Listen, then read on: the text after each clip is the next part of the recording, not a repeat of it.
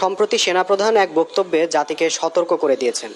তিনি তার বক্তব্যে বলেছেন যে যেভাবে রাজনীতি সহ বিভিন্ন বিষয়ে কাদা ছোড়াছুড়ি চলছে, তাতে অচিরেই দেশের স্বাধীনতা সার্বভৌমত্ব হুমকির মুখে পড়ে যেতে পারে। এবং তিনি সতর্ক করে দিয়ে এটাও বলেছেন যে আমি সতর্ক করে দিচ্ছি যাতে আপনারা পরবর্তীতে বলতে না পারেন যে আমি সতর্ক করি নাই। এখানে তিনি আসলে কিসের আশঙ্কা করছেন এবং সতর্কবাণী করছেন, আসলে কি প্রেক্ষাপটে কিসের তিনি এই কথা ভিত্তিতে বলছেন? তিনি বলছেন, কি প্রেক্ষাপটে বলছেন, সেটা তো ওনার বক্তব্যের মধ্যেই আছে, পরিষ্কার। পুরো বক্তব্যটা আমি ভালো করে একবার শুনেছি। আমার কাছে খুব গুরুত্বপূর্ণ মনে হয়েছে, কারণ সেনাপ্রধান জনাব ওয়াকারুজ্জামান উনি ওনার জায়গা থেকে, ওনার পজিশন থেকে তিনি যে কথাটি বলছেন একজন সাধারণ সৈনিকের কথা নয়। আর তাছাড়া বর্তমান সেনাবাহিনী যে জায়গায় আছে অত্যন্ত গুরুত্বপূর্ণ এবং স্পর্শকাতর জায়গায় আছে। মাঠে সেনাবাহিনীর ওনার কথা থেকে আমরা পেলাম 30,000 সৈন্য ম্যাজিস্ট্রেসি পাওয়ার নিয়েই আছে। তো এমত অবস্থায় তিনি যে কথাগুলি বললেন, কয়েকটি শব্দ আমার কাছে খুবই খুবই সাংঘাতিক মনে হয়েছে। প্রথম কথা হচ্ছে, উনি বারবার বলছেন আমি কিন্তু সতর্ক করছি। এই কথাটা খুব আতঙ্কজনক কথা। আমাকে দায়ী করতে পারবেন না, আমি কিন্তু সতর্ক করছি। কিসের সতর্কবার্তা? সেটা কিন্তু আছে, কিন্তু স্বাধীনতা বিপন্ন হতে পারে, সার্বভৌমত্ব বিপন্ন হতে পারে। এটা খুব মারাত্মক কথা কিন্তু। এটা কেন সেটা বলে দিয়েছেন যে আপনারা যেভাবে কাদা ছোড়াছুড়ি করেন। তাইলে এই যে পারস্পরিক দলে, রাজনৈতিক দলগুলির মধ্যে পারস্পরিক হামলা, পাল্টা হামলা, দোষাদোষী, বিক্ষোভ, এই যে সারা দেশে একটা অস্থির অবস্থা, এটা যদি চলতে থাকে, খুব স্বাভাবিকভাবে আভ্যন্তরীণ যে কোনো জাতি যদি বহিঃশত্রু দ্বারা আক্রান্ত হওয়ার আশঙ্কা থাকে বা সংবিস্তারের একটা আশঙ্কাজনক জায়গায় চলে আসে, তখন এদের আভ্যন্তরীণ ফ্যাক্টরগুলি অত্যন্ত শক্ত হতে হয়, মজবুত হতে হয়। তা না হলে মোকাবেলা করা যায় না। যেমন আমি উদাহরণ দিয়েছি একটা বক্তব্যে, আমি বলেছিলাম এটা, ধরুন আপনার শরীরের মধ্যে নানান ধরনের রোগ ব্যাধি, আপনার হার্টের প্রবলেম, আপনার ডায়াবেটিস, আপনি চোখে দেখেন না, আপনার লাং প্রবলেম আছে, আপনার কিডনিতেও প্রবলেম আছে, কিডনি ড্যামেজ বা ইত্যাদি, অর্থাৎ আভ্যন্তরীণ ভাইটাল অর্গানসগুলি কিন্তু এই অবস্থায় আপনি নিজেই কিন্তু একজন অসুস্থ মানুষ। তা আপনাকে অন্য কেউ মারার জন্য খুব জোরে হিট করতে হবে না। সামান্য একটা আঘাত করলে কিন্তু আপনি মরে যাবেন, কারণ আপনি আগেই কিন্তু আধমরা হয়ে আছেন। আপনারা জানেন যে বাংলাদেশ এমনিতেই একটা রাজনৈতিক পট পরিবর্তনের পর, এই 5 তারিখের পর থেকে গত 6 মাস চলে গেল, এখন পর্যন্ত একটা দিনের জন্য কিন্তু স্থির হতে পারে নাই কেউ। আতঙ্ক আরও দিনকে দিন বেড়েছে, চুরি ডাকাতি খুন রাহাজানি দিনকে দিন বাড়ছে। হঠাৎ করে কথা নাই বার্তা নাই আক্রমণে, যেমন নৌবাহিনীর উপরে আক্রমণ করে বসলো, আমাদের যেমন ধরেন হিজবুত তহিদের উপর আক্রমণ করে প্রকাশ্য দিবালোকে সেনাবাহিনীর সামনে 6টা বাড়ি আগুন দিয়ে জ্বালিয়ে দিল, গরু বকরি নিয়ে গেল। এই ঘটনা কিন্তু অহরহ হচ্ছে। কখনো আমি আক্রান্ত হচ্ছে, কখনো আপনি প্রকাশ্যে গলার মধ্যে ছুরি ঠেকিয়ে দিনের বেলায় ছিনতাই করে নিয়ে যাচ্ছে। এটা কিন্তু একটা ভয়ানক অবস্থা এমনিতেই। এটা বলতে পারেন সামাজিক পরিস্থিতি। যাই হোক, এখন রাজনৈতিক পরিস্থিতি যখন হচ্ছে, একটা সরকার ক্ষমতায় ছিল 15 বছর, তাদের সীমাহীন দুর্নীতির ফিরিস্তি আছে, সীমাহীন অপরাজনীতির অনেক কিছু আছে। তারপরে এরা যখন ক্ষমতা থেকে চলে গেল, এই 6 মাস পর্যন্ত আরও নতুন নতুন দল সৃষ্টি হচ্ছে। বিভিন্ন দলের মধ্যে বিরাজমান এই দলগুলির মধ্যে সামনে নির্বাচনকে নিয়ে কেউ বলে নির্বাচন এখন করো, কেউ বলে নির্বাচন পরে করো, কেউ এই দাবি, কেউ ওই দাবি, কেউ বিভিন্ন প্রশাসনের মধ্যে এখনই প্রভাব সৃষ্টি করতে চাচ্ছে, কলেজ বিশ্ববিদ্যালয় এখনই প্রভাব সৃষ্টি করতে চাচ্ছে, কেউ ঢুকতে চাচ্ছে, কেউ বের হতে চাচ্ছে। এইভাবে চলছে।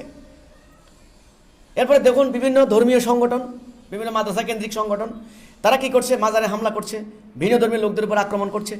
এই অবস্থায় একটা অরাজকতা চলছে কিন্তু সারা দেশে। আমার ধারণা তিনি এগুলোই মনে করিয়ে দিচ্ছেন যে আপনারা যেভাবে দোষাদোষি করছেন, অর্থাৎ কাদা ছোড়াছুড়ি করছেন, সার্বভৌমত্ব বিপন্ন হতে পারে। দেখুন, বাংলাদেশ একটা এখন ভূরাজনৈতিক কারণে একটা গুরুত্বপূর্ণ জায়গা। একটা মিলিটারিলি বলেন বা অর্থাৎ জিওপলিটিক্যালি বলেন, একটা ভূরাজনৈতিক কারণ, সোজা কথা, এক কথায় এটা খুব গুরুত্বপূর্ণ জায়গা। এখানে আধিপত্য বিস্তার করতে চাচ্ছে পার্শ্ববর্তী রাষ্ট্র, এখানে চীন আছে, এখানে আমেরিকা আছে, ইউরোপ আছে, সব মিলিয়ে সবাই চাচ্ছে এখানে। কারণ এখানে মানুষের কোনো প্রয়োজন, এর জায়গাটা খুব গুরুত্বপূর্ণ। সেন্ট মার্টিনস নিয়ে কিন্তু ষড়যন্ত্র দীর্ঘদিন থেকে। বঙ্গোপসাগরের এমন একটি জায়গায় আমরা আসি, এদিকে বিশাল চীন, দক্ষিণ চীন সাগর যেতে হলে আমাদের পাশ দিয়ে যেতে হয়। তো কাজেই ভৌগোলিকভাবে আমাদের এই জায়গাটা খুব গুরুত্বপূর্ণ জায়গা।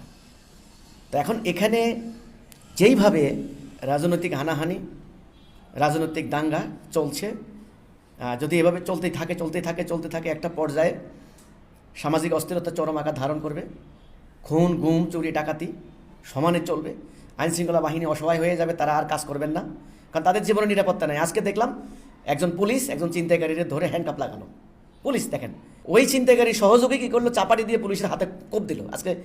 আজকের বিকেলের খবর এটা। শেষে পুলিশ বাধ্য হয়ে তার হ্যান্ডকাপটা খুলে দিল, ছিনতাইকারী চলে গেল, মানে পুলিশকে বৃদ্ধাঙ্গুলি দেখিয়ে। ভয়ানক ব্যাপার, কিন্তু পুলিশের মোরেল কিন্তু নষ্ট হয়ে যাচ্ছে। তো এই অবস্থায় পরিণতি খুবই খারাপ। বাংলাদেশের সেনাপ্রধান যখন এই কথা বলে থাকেন, আমার মনে হয় আমাদের জনগণকে, আমাদের নাগরিকদেরকে এই ব্যাপারটা নিয়ে খুবই চিন্তা করতে হবে, বিবেচনা করতে হবে যে আমাকে দোষারোপ করতে পারবেন না, আমি কিন্তু সতর্ক করছি, এই যে কথাটা। তাহলে তিনি নিশ্চয়ই ওনার জায়গা থেকে আরও বড় ধরনের কোনো আলামত দেখতে পাচ্ছেন, যেটা আমরা দেখতে পাচ্ছি না। ওই জায়গায় আমরা উনি একটা পিনাকেল অবস্থানে আছেন, আমি সেটা বলবো। তাহলে সেই অবস্থান থেকে তিনি নিশ্চয়ই আরও কিছু দেখতে পাচ্ছেন যেগুলো আমরা দেখতে পাচ্ছি না। যেমন ধরুন আপনার সমুদ্রে যদি আপনার ঝড় উঠে, আমরা এখানে বসে দেখবো না, যারা স্যাটেলাইটটি একদম উপরে যায় তারা কিন্তু দেখে যে 2000 মাইল দক্ষিণে বঙ্গোপসাগরে সেখানে কিন্তু একটা বিরাট ঝড় শুরু হয়ে গেছে, এটা আঘাত হানবে 5 দিন পর। এখন সতর্ক বার্তা দিতে লাগলো 5 নম্বর সংকেত, 3 নম্বর সংকেত। আমরা যদি সতর্ক কোনো তোয়াক্কা না করি তাহলে সেটা তো কিছু করার নাই।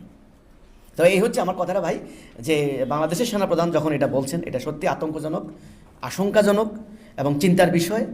আমি বলবো সত্যিকার অর্থে আমারও একই কথা, যেইভাবে বাংলাদেশের অবস্থা চলছে, যেমন ধরুন আমরা নিজেরাই আক্রান্ত, আমরা এখন অসহায়ত্ব বোধ করছি, বাংলাদেশে নিরাপদ না, কোথায় কোন জায়গায় আক্রমণ করে, কোন মিথ্যা কথা বলে দিয়ে আমাদেরকে বাড়িঘর লুটপাট করে নেয়, রংপুরে সেটা প্রমাণিত হলো।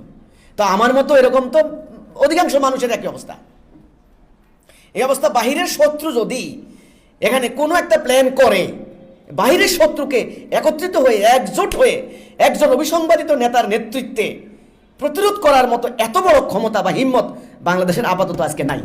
আমার ধারণা সেনাপ্রধান এই জন্যই কথা বলেছেন যে আমাকে দায়ী করতে পারবেন না, আমাকে দোষারোপ করতে পারবেন না, আমি সতর্ক করছি, এই হচ্ছে কথাটা। তো এটা খুবই অ্যালার্মিং এই পরিস্থিতি। তিনি একটা কথা বলেছেন, আন্ডারমাইন করবেন না।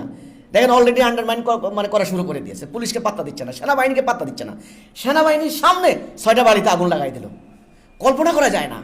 আগে আমরা দেখতাম কোনো এলাকায় যদি বলে সেনা সদস্যরা, সেনাবাহিনী ঢুকছে, সেনাবাহিনীর গাড়ি ঢুকলে গ্রাম খালি হয়ে যেত, পোলাপান গ্রামে আর নাই।